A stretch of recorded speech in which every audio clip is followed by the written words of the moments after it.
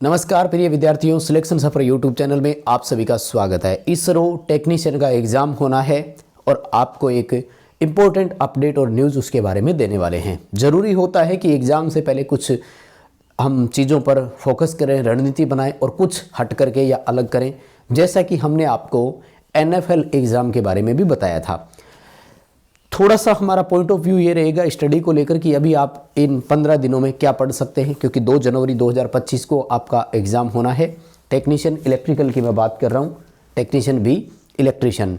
और इसरो कौन सा है? Indian space research organisation human space flight centre है ना, अंतरिक्ष उड़ान केंद्र। तो पेपर होना है और उसके बारे में हम आपके साथ चर्चा करने वाले हैं। कहाँ से पेपर बन सकता है और आपको क्या क्या पढ़कर जाना है, क्योंकि देखो हमने NFL में संभावना जताई थी पूरी और पेपर आ भी वहीं से गया। खास तौर से मैं इलेक्ट्रिशियन वालों की बात कर रहा हूँ। अब फिटर वालों का नहीं आया, और जिस दिन फिटर वालों का हुआ तो रिव्यू या मान लीजिए कि ओपिनियन ये आया कि नहीं वहाँ से पेपर नहीं आ रहा, तो इलेक्ट्रिशियन वाले डर भी रहे थे। देखो हमारे पास होता है बैकअप कि हमें पढ़कर तो जाना ही है, तो क्यों ना कि हम ये भी पढ़कर जाएं। आया तो ठीक, नहीं आया तो जो हमारी जनरल तैयारी है वो तो है ही। तो इसी पर पूरी चर्चा करेंगे। अभी आपको क्या पढ़ना है, 2 इंपॉर्टेंट चीज़ें बताऊंगा। कंप्लीट पूरा वीडियो लास्ट तक जरूर देखना। चैनल को सब्सक्राइब करना ही है। टेलीग्राम का लिंक डिस्क्रिप्शन में दिया है, वीके नॉलेज इलेक्ट्रिकल वाला, उसको हमारे ज्वाइन कीजिए। वीके नॉलेज इलेक्ट्रिकल पर शाम 8:30 बजे आपके लिए क्लास होती है, उसको जरूर अटेंड करें। और यहाँ पर आपके लिए एक तरह से मार्गदर्शन, गाइडेंस, आपके सिलेक्शन के सफ़र में हमारा भी थोड़ा सहयोग हो, बस इसीलिए चैनल का भी नाम सिलेक्शन सफ़र रखा था। सब्सक्राइब जरूर कीजिएगा। आइए डिटेल डाल से एक नज़र डालते हैं। तो टाइम और वो तो बताने की शायद आपको ज़रूरत होगी नहीं, आई थिंक कोई प्रॉब्लम नहीं है। सेंटर वगैरह सब आपको मिल ही गया है ना। कुछ स्टूडेंट की दिख तो नहीं रही ना, कुछ नहीं दिख रहा। देखो 2 जनवरी को होगा, 1 बजे से 1:30 बजे तक, 2:30 बजे तक आपका पेपर चलेगा, यानी 90 मिनट का समय मिलेगा। ठीक है, और 11:30 बजे एंट्री हो जाएगी सुबह, तो 11:30 बजे ही पहुंचना है, क्योंकि अगलों की क्या क्या पता नहीं वो मतलब फॉर्मेलिटीज़ हो जिनको वो पूरी करें। अब 12:30 बजे लास्ट टाइम है, आप पहुंचे हो 12:25 पे, और उसके बाद में टाइम पर आपके वो अगर मान लीजिए कि IRS और वो उसमें स्कैन वगैरह प्रॉपर नहीं हो पाता है तो फिर हड़बड़ी हो जाती है। पता है ना, पल्स रेट बढ़ जाती है, धड़कन बढ़ जाती होगी ना, हमारी तो ऐसे बढ़ जाया करती थी। तो टाइम से पहुंचो और फिर सारी फॉर्मेलिटी पूरी करो ताकि कोई प्रॉब्लम ना हो। इंपॉर्टेंट 3 चीज़ें जो उन्होंने बताई है साथ में लेकर जाने के लिए, जो आपको एडमिट कार्ड मिला है इसकी कॉपी लेकर जानी है, और इसमें मेन फ्रंट पेज कर लेकर जाना है, ये ध्यान रखना। ये जो नीचे है ना इंस्ट्रक्शन वाला पेज, इसको मत निकलवाया करो, फालतू वो ई-मित्र वाला पैसे लेते होगा। और आपको एक ओरिजिनल फोटो ID प्रूफ लेकर जाना है, ये बहुत इंपॉर्टेंट है। और इसमें जनरली आप आधार लेकर जाते हो, और मुझे लगता है कि आधार से ज़्यादा है ना आपका वो होता है वोटर ID, तो आप उसको लेकर जाया करो अगर वोट बना हुआ है तो। और आधार और वोटर दोनों ले जाया करो। और 2 पासपोर्ट साइज फ़ोटो लेकर जानी है, वो भी कलर फ़ोटो होनी चाहिए, ये ध्यान रख लेना। तो ये 3 चीज़ें तो होनी चाहिए, नहीं तो भाई एग्ज़ाम में बैठ ही नहीं पाओगे। बाकी तो सब बाद की जो है वो प्रॉब्लम्स है और पॉइंट बोल सकते हैं अपन। जो 2 ज़रूरी बातें आपको ध्यान में रखनी है ना, वो क्या है, जूम करके दिखाऊँ क्या? ये लो जी। सबसे पहली और इम्पोर्टेंट चीज़ तो ये है कि 80 क्वेश्चन आएंगे और 90 मिनट का समय मिलेगा।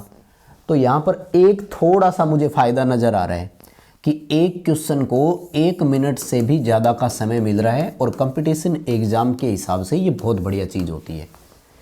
यहाँ पर हमारे लिए ये चीज़ बेनिफिशियरी क्यों है?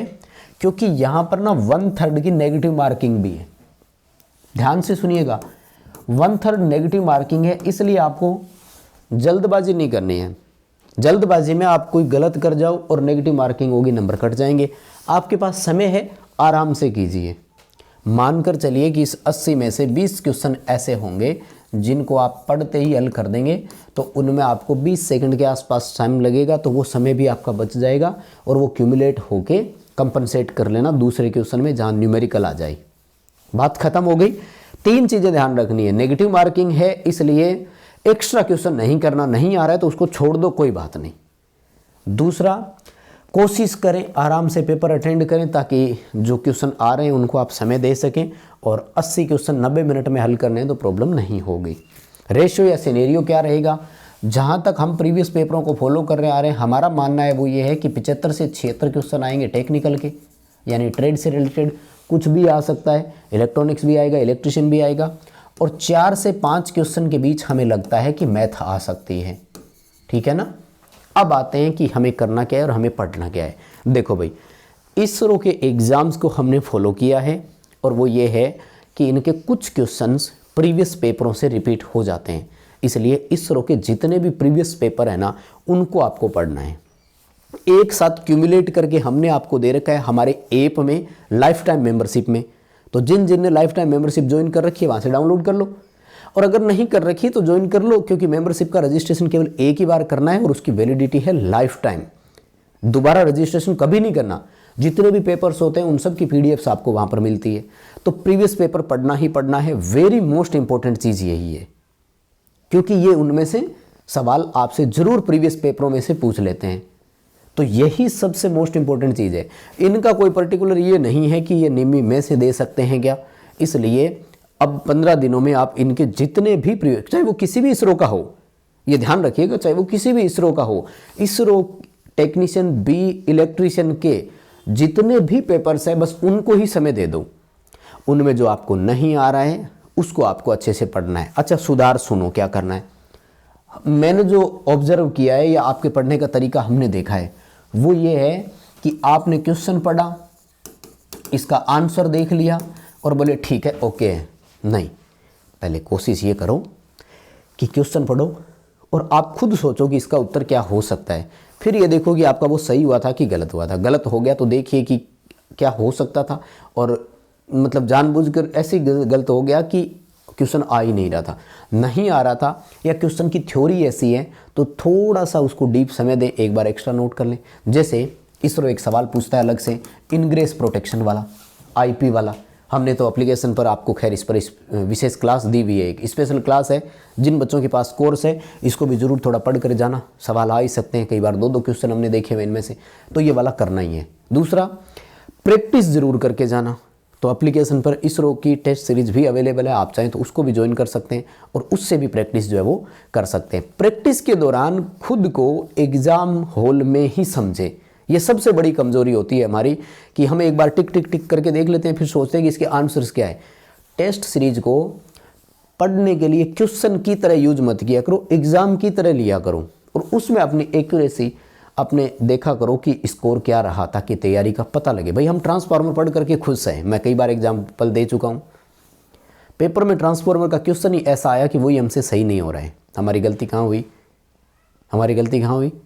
ट्रांसफार्मर हमने पढ़ रखा है बहुत अच्छे से, हमें आ भी रहा है, लेकिन जब क्वेश्चन आया तो वो तो सही हुआ ही नहीं, तो फिर वो ट्रांसफार्मर हमारे लिए न पढ़े के बराबर हो गया। हमेशा हर चीज़ पर हमें ध्यान देना है, क्वेश्चन को पढ़ना है, अगर नहीं आया उसका आंसर गलत हो रहा है तो समझना है। जैसे यूपीपीसीएल ने बैकवर्ड स्लिप का एक बार एक क्वेश्चन पूछा था, भाई साहब हमने बैकवर्ड स्लिप पर आपको एक पूरी क्लास ही अलग से प्रोवाइड करवा दी। सवाल आते हैं भाई क्या रे क्या, यही चीज़ें हमें करनी है। जो क्वेश्चन क्योंकि अब मोस्टली जिन बच्चों को मैं देख रहा हूँ 2-3 साल हो गए, और अगर 2-3 साल में आपकी बेसिक कंप्लीट नहीं हुई है ना तो फिर आप पीछे है औरों से। तो बेसिक तो कंप्लीट है, तो अब आपको पढ़ना क्या है, क्वेश्चन गलत हो गया उसकी थ्योरी पढ़ो, वो आपको खुद नया सिखाएगा और 100% इंप्रूवमेंट होगा। इतना ही बोलना चाहूँगा। प्रीवियस क्वेश्चन पेपर पढ़कर चले जाना, संभावना है, मैं ये नहीं कह रहा हूँ कि आ जाएगा, मैं फिर वही बात कहूँगा, आ सकता है। विचारों से सहमत हो तो पढ़कर चले जाना, बाकी आप अपनी मर्जी से जो पढ़ रहे हो वो पढ़ते रहना। बहुत धन्यवाद। वीडियो को लाइक कर देना, अगर सहमत हो तो दोस्तों तक पहुँचा देना, चैनल सब्सक्राइब करना ही है। बहुत धन्यवाद।